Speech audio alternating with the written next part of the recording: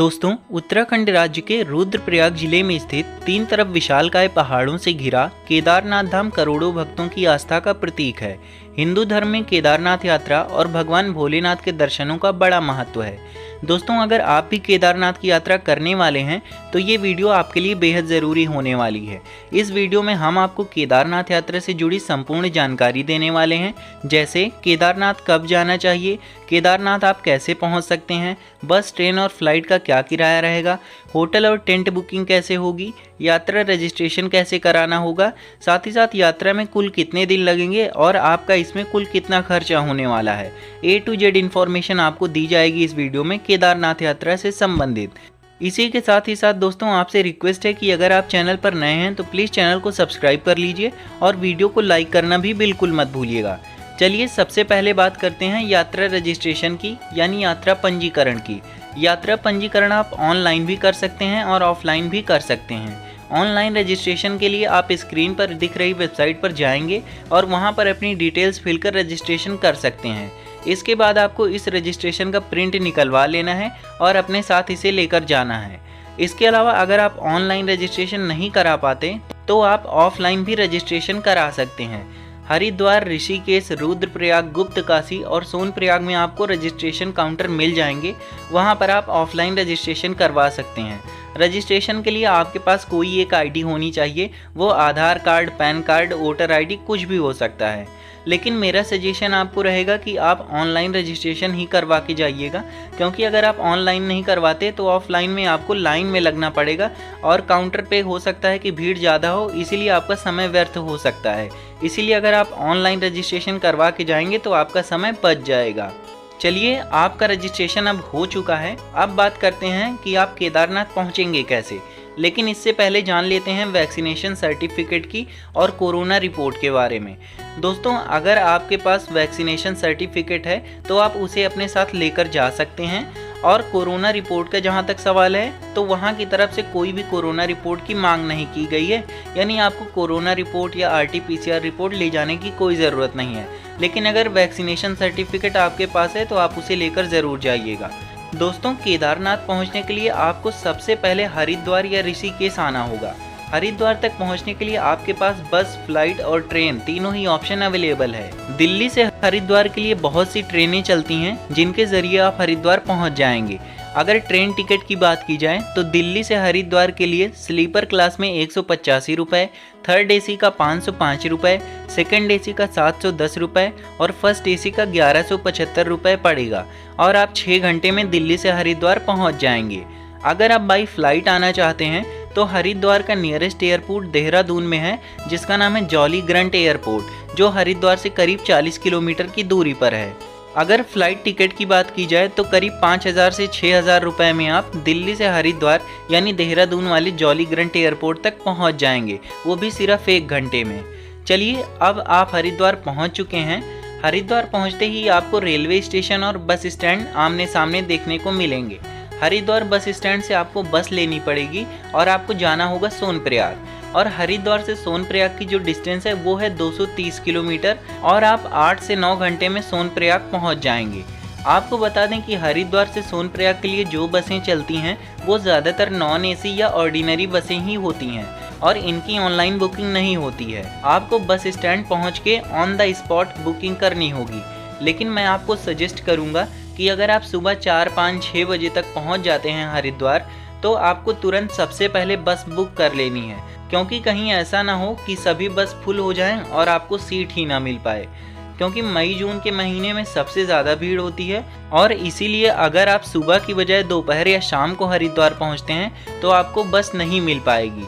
लेकिन अगर आप सुबह नहीं पहुंच पाते हैं और आपको इस दिन बस नहीं मिल पाती है तो आप जितने भी बजे हरिद्वार पहुंचे हैं आपको सबसे पहले हरिद्वार बस स्टैंड जाके अगले दिन के लिए सुबह की बस बुक कर लेनी है। अगर बस के टिकट की बात की जाए तो हरिद्वार से सोनप्रयाग के लिए टिकट आपको 500 से 700 रुपये में मिल जाएगा और आप 8 से 9 घंटे में सोनप्रयाग पहुंच जाएंगे। बस के अलावा आप हरिद्वार से प्राइवेट टैक्सी, शेयरिंग टैक्सी और अपने पर्सनल व्हीकल से भी जा सकते हैं। लेकिन प्राइवेट टैक्सी और शेयरिंग टैक्सी काफ़ी महंगी पड़ेगी और मैं आपको सस्ता तरीका बताने वाला हूँ। तो सबसे सस्ता तरीका यही है कि आप बाई बस ही जाएं। तो जब आप हरिद्वार से सोनप्रयाग जाएंगे तो रास्ते में आपको बहुत सारे कस्बे और गांव देखने को मिलेंगे, जिनके बारे में चलिए आपको थोड़ी सी जानकारी मैं दे देता हूँ। आप हरिद्वार से निकलेंगे तो 28 किलोमीटर के बाद ऋषिकेश पड़ेगा और उसके बाद 72 किलोमीटर की डिस्टेंस के बाद देवप्रयाग पड़ेगा और देवप्रयाग से जब आप 36 किलोमीटर आगे जाएंगे तो श्रीनगर पड़ेगा और श्रीनगर से आगे 33 किलोमीटर के बाद रुद्रप्रयाग पड़ेगा। उसके बाद रुद्रप्रयाग के 10 किलोमीटर बाद तिलवाड़ा पड़ेगा और उसके बाद 27 किलोमीटर के बाद गुप्तकाशी पड़ेगा। और दोस्तों, गुप्तकाशी के बारे में मैं आपको थोड़ी सी जानकारी देना चाहता हूँ। यहाँ गुप्तकाशी में एक हेलीपैड भी है। अगर आप गुप्तकाशी से बाबा केदारनाथ के दर्शन के लिए हेलीकॉप्टर द्वारा जाना चाहते हैं तो आप जा सकते हैं। यहाँ गुप्तकाशी से आपको हेलीकॉप्टर की बुकिंग करनी होगी और यहाँ से जो राउंड ट्रिप का किराया है हेलीकॉप्टर का वो है 7,750 रुपये। यानी गुप्तकाशी से केदारनाथ धाम तक जाना और केदारनाथ धाम से दर्शन करके गुप्तकाशी तक आना, ये किराया मिला करके आपका 7,750 रुपये पड़ेगा। अगर हेलीकॉप्टर बुकिंग की बात की जाए तो स्क्रीन पे आपको वेबसाइट दिख रही होगी, इसी वेबसाइट पे आप जाकर हेलीकॉप्टर बुक कर सकते हैं। उसके बाद दोस्तों, जब आप गुप्तकाशी से आगे बढ़ेंगे तो 3 किलोमीटर के बाद आपको नारायण कोटी नाम का एक गांव मिलेगा और इसी नारायण कोटी में लास्ट पेट्रोल पंप है। यानी अगर आप अपने पर्सनल गाड़ी से आ रहे हैं तो यहाँ पर डीजल पेट्रोल जो भी डलवाना हो आप डलवा सकते हैं, क्योंकि इसके आगे आपको कोई भी पेट्रोल पंप देखने को नहीं मिलेगा और इस जगह का नाम है नारायण कोटी। दोस्तों, नारायण कोटी के बाद जब आप आगे जाएंगे तो 10 किलोमीटर के बाद एक गांव और पड़ेगा जिसका नाम है फाटा। दोस्तों, फाटा में भी हेलीपैड है और यहाँ से भी आप हेलीकॉप्टर बुक करके हेलीकॉप्टर के ज़रिए यात्रा कर सकते हैं मंदिर तक और वहाँ से वापस भी आ सकते हैं। और यहाँ से जो राउंड ट्रिप का किराया है, यानी फाटा से हेलीकॉप्टर का जो राउंड ट्रिप का किराया है वो है 4,720 रुपये।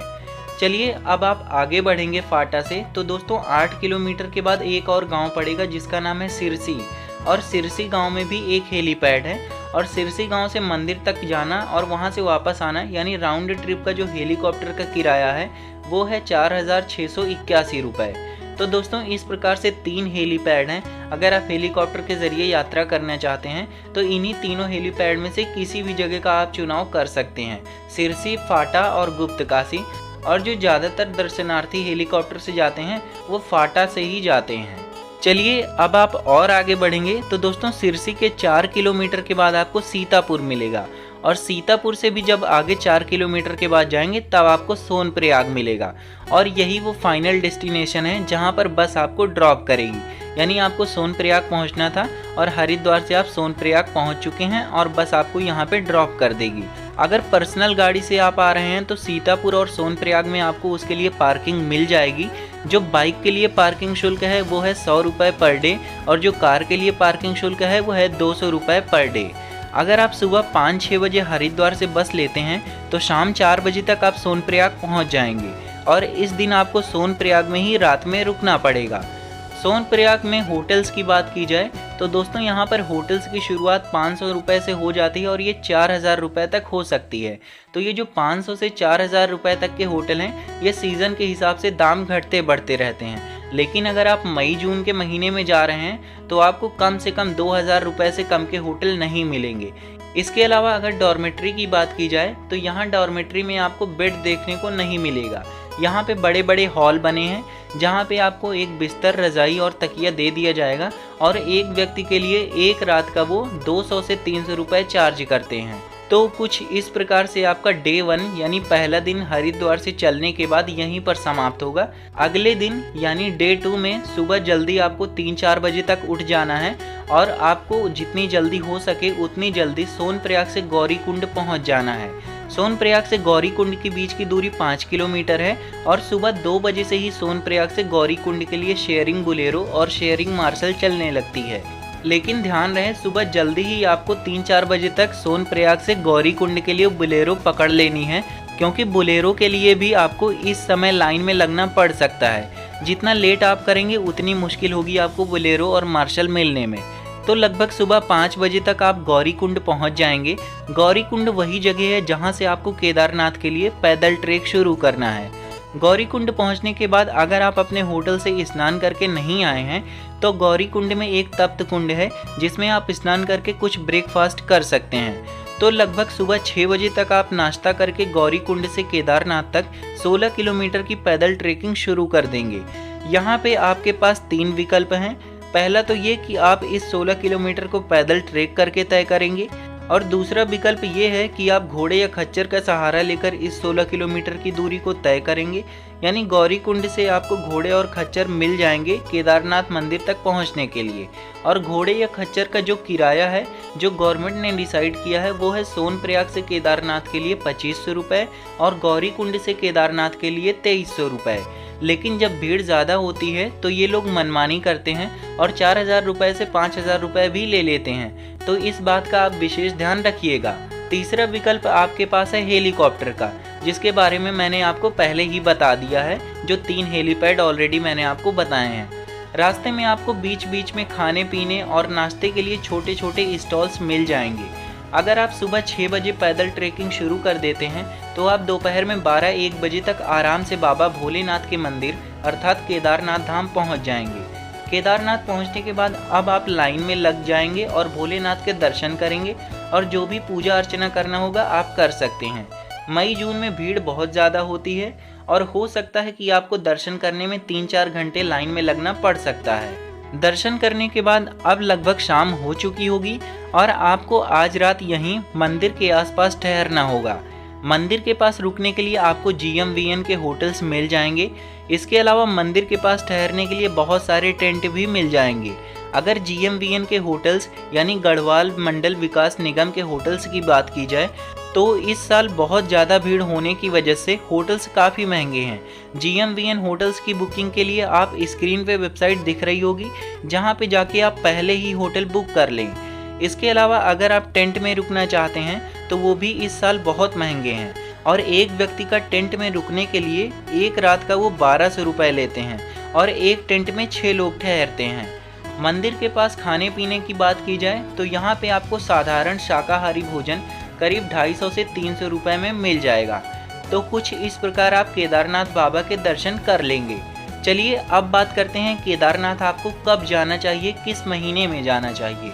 दोस्तों, केदारनाथ धाम के कपाट खुलने के बाद मई और जून में काफ़ी ज़्यादा भीड़ होती है और इस साल यानी 2022 में तो हद से ज़्यादा भीड़ है, क्योंकि पिछले साल प्रतिदिन सिर्फ 800 श्रद्धालुओं को केदारनाथ जी के दर्शन की अनुमति थी, जिसकी वजह से इस साल काफ़ी ज़्यादा भीड़ हो गई है। और क्योंकि इस साल 12,000 लोग प्रतिदिन बाबा केदारनाथ जी के दर्शन कर सकते हैं, इसीलिए मैं आपको मई और जून के महीने में दर्शन करने के लिए बिल्कुल भी सजेस्ट नहीं करूँगा, क्योंकि अभी बहुत ज़्यादा भीड़ है। और हो सके तो आप जुलाई, अगस्त, सितंबर या अक्टूबर में बाबा जी के दर्शनों के लिए जाएं, क्योंकि इस समय भीड़ काफ़ी कम रहती है और यहाँ सभी चीज़ें काफ़ी सस्ती भी हो जाती हैं। चलिए अब बात करते हैं कि केदारनाथ जाने से पहले आपको कौन कौन सी चीज़ें अपने साथ लेकर जानी है।